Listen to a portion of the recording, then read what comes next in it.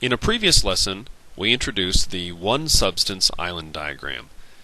We can use this diagram to convert between grams and moles and atoms of any element. When using the island diagram, if we cross the upper bridge, we need to look at the periodic table and find the molar mass for the element that we're dealing with. If we're crossing the bottom bridge, we don't look at the periodic table, but we do use Avogadro's number. And in this lesson, we're going to go through 3 more examples of using this diagram. How many atoms is 0.68 moles of tin? We start off all of these problems the same way. We write down the quantity we're given, 0.68 moles, and then we have to plan where we're going and where we're coming from.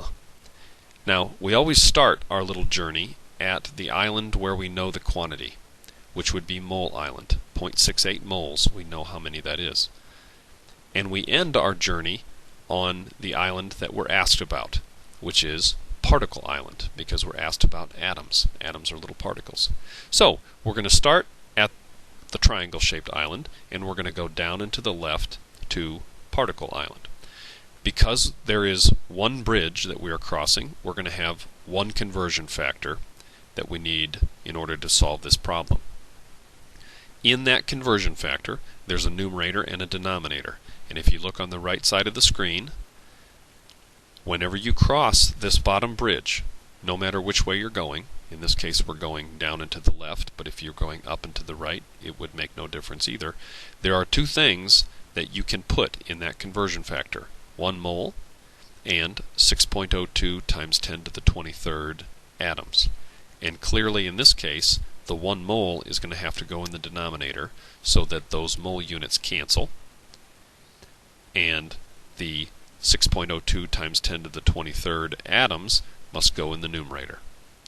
Then we type that into our calculator and we round to 2 significant figures because that's how many we started with, and there you go, 4.1 times 10 to the 23rd atoms of tin.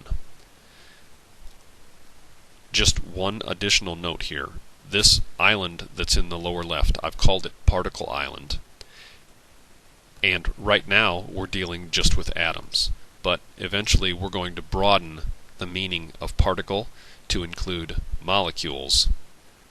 So that's why it's called particle island and not atom island, because eventually that island could refer to atoms or it could refer to molecules depending on the type of substance we're dealing with. Let's try another one. How many grams is 2.65 times 10 to the 23rd atoms of neon? Again, we're going to start in the same way. We write down the quantity we're given, and then we're going to plan our journey. We start at the island where we know the quantity, so we're going to start at particle island, and we're going to end at the island that we're asked about, which is grams, so that's going to be mass island. So in other words, we need to go cross the bottom bridge and then cross the top bridge, which means that this problem will require 2 conversion factors, 1 for each bridge. So I've gone ahead and put them in there because I know that we're going to need 2 to cross this bridge, to solve this problem. So let's look at our little map here that's essentially in the middle of the screen. The first bridge that we want to cross is the bottom one, and for crossing the bottom bridge, we have to put 1 mole, either top or bottom, in the conversion, and then we have to put 6.02 times 10 to the 23rd atoms in the other spot.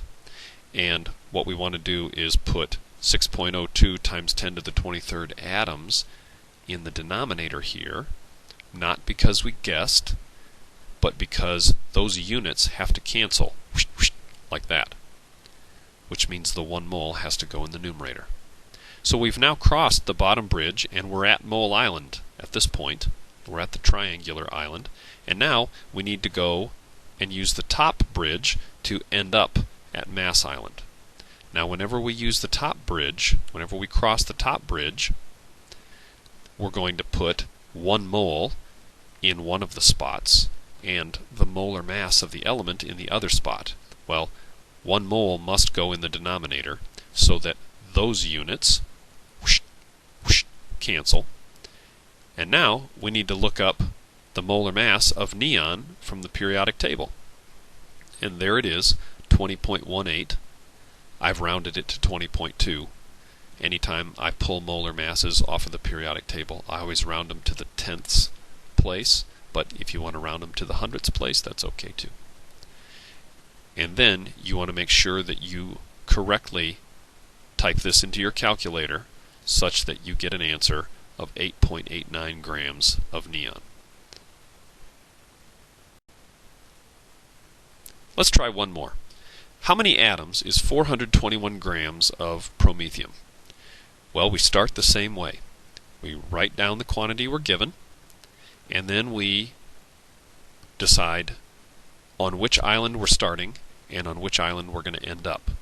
We start at the island where we know the quantity. So we're starting at mass island, and we're going to end at particle island. So here again, we're going to need 2 conversions in order to accomplish this goal. Now, I'm often asked, Mr. B, is there a bridge that goes between mass and particle islands? In other words, could I do this problem with 1 conversion factor? And the answer is yes. But I'm not going to teach that. And here's why. Because later on in chemistry, when we're doing something called stoichiometry, there will be problems in there that you cannot solve with just 1 conversion factor. In some cases, you'll need up to 3 conversion factors to solve those problems. And for that reason, I want my students to get used to seeing several conversion factors stacked right next to each other. So, no, I'm not going to tell you what that bridge is between mass and particle island. If you can figure it out, great. Otherwise, we're just going to use the 2 bridges that were given, 1 conversion factor for each. Okay, so the first bridge we want to cross is the upper bridge. And the upper bridge deals with, as you can see in the upper right corner of this screen, we have to put 1 mole in some spot in that conversion factor, and then we have to put the molar mass in the other spot. Well, let's find promethium on the periodic table, and he's way down at the bottom in the F block, as it's called. And the molar mass of promethium is 145 grams. 1 mole of promethium, 145 grams. And again, we didn't guess at where to put the 145 grams and the 1 mole. We thought and said, hey, these grams units, check it out, have to cancel. That's why the 145 grams goes in the denominator. So, we've crossed the top bridge. Now we need to cross the bottom bridge, and then we'll be done. And in the bottom bridge, when we're crossing the bottom bridge, our conversion factor is going to say 1 mole in one spot and 6.02 times 10 to the 23rd atoms in the other spot. And hopefully it's clear to you now that the 1 mole has to go down there so that those mole units cancel, which means the 6.02 times 10 to the 23rd atoms goes in the numerator. Notice that all of the units have canceled except what's in the upper right of this work, atoms, and that's what we're asked about. So, type that into your calculator. 421 divided by 145 times 6.02 times 10 to the 23rd.